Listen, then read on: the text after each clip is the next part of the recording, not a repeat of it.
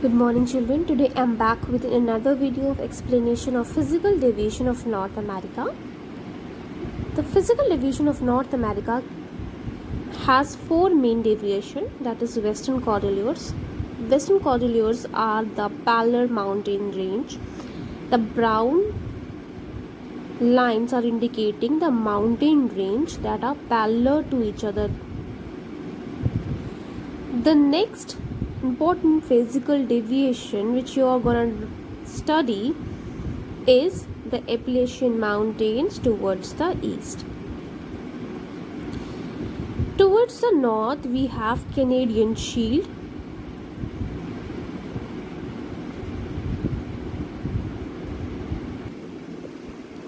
Towards the middle we have Great Plains.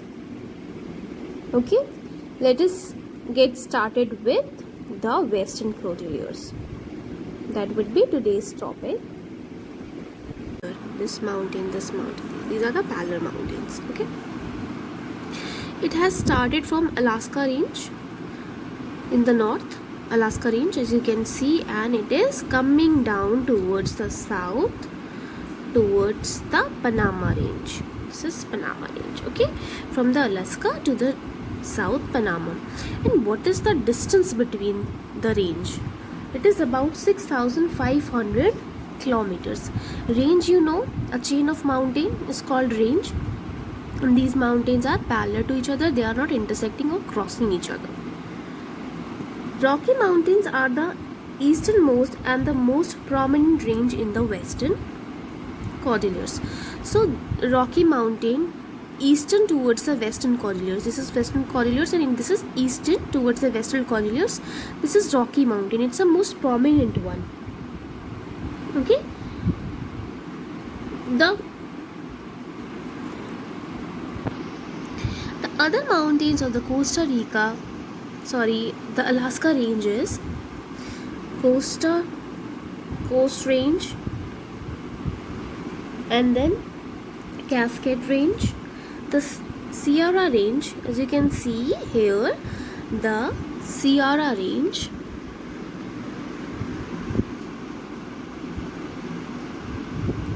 Mexican Western Sierra, and the Eastern Sierra, Sierra Madre, and then up towards here in the Alaska Range we can see in the eastern side we can see the Sierra Nevada, and here Sierra Madre. Okay, so these are two ranges you can see here. Sierra Nevada here. Okay, it is not visible here. You can see it in your book. Let me show you there. This is your book. Here, parallel to the coast ranges, Sierra Nevada. Okay, and here Sierra Madre, Western and Eastern. The desert of the North America lie between the ranges of Western Cordilleras. Among these are the Mojave and Sonoran Desert. Between the ranges also lie a few. So you can see here are the deserts upside of Colorado Mountains, Colorado Range here. There lie some plateaus, intermontane means situated between mountains. So these are the plateaus that are situated between the mountains for north to south, from north to south. These are the Columbia Plateau. Okay, let me show you the Columbia Plateau, the Great Basin. This is the Great Basin is the largest of the plateau. So this is the largest plateau, the Colorado Plateau, and the Mexican Plateau. The Mexican Plateau is to the south. Mexican Plateau. Okay. The Great Basin is the largest of this plateau. The Great Salt Lake and Great Basin Desert are in the basin. Great Basin, you can see, let me show you Great Salt Lake.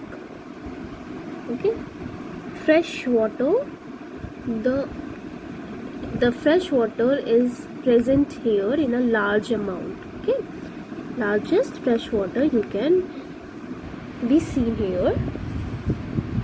The basin in a region of inland drainage. Inland drainage is that the sea, the river do not reach to the oceans, they drain into inland water bodies. Okay, see the Mississippi Sea over here.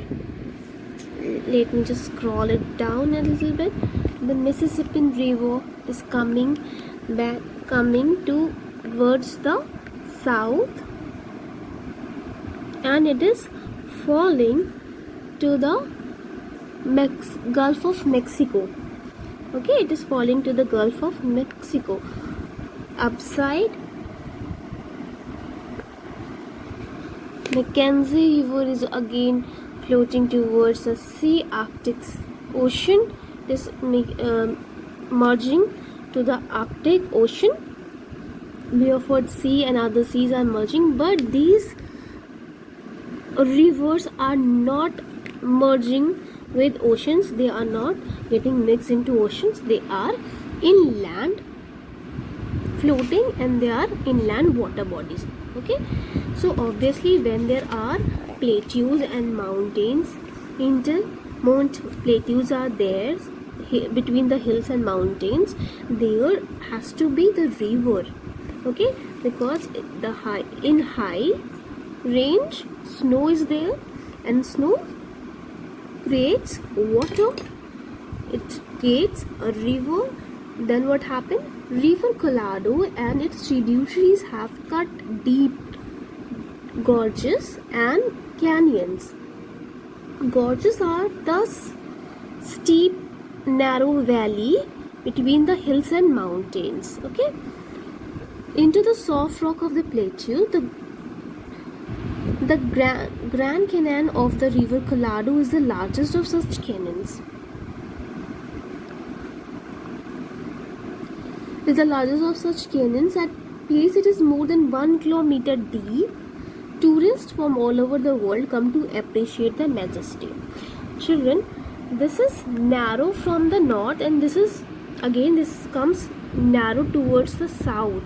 As you can see, it is getting narrow towards the south and it's getting narrow towards the north, but in the middle it is wide enough. Okay,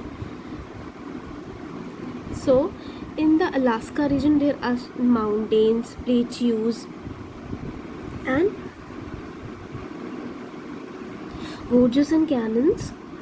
So they are the river valley between the hills and mountains, and in the steep a very fast flowing river flows with the steep valley, and the Great Canyon of the River Colorado is the largest of such canyons. Among the mountains in Alaska and Mexico, there are active volcanoes. Active volcanoes means the land, inside the land there is active volcano eruption recently. In region around volcano, the heat from the interior of the earth makes the underground water boil and rush upwards to come out into the surface of the form of hot spring. So these are the areas which are earthquake prone areas. Earthquake generally happens more here, and inside the earth, beneath the earth, huge volcanoes are there which causes the water to boil and raise up, and it makes the surface hot and create hot spring, which we call geysers. Hot spring in which jets of hot water and steam comes out periodically are called geysers. A geyser is called the Old Faithful in the Yellowstone National Park in the USA is very famous. It is lying here, okay, between this range. The Appalachian Mountains is the next topic that we would be covering in our next video. I want you to read it thoroughly and see if you have any problem. Please comment me in the comment section. Till then, please take a very good care of yourself.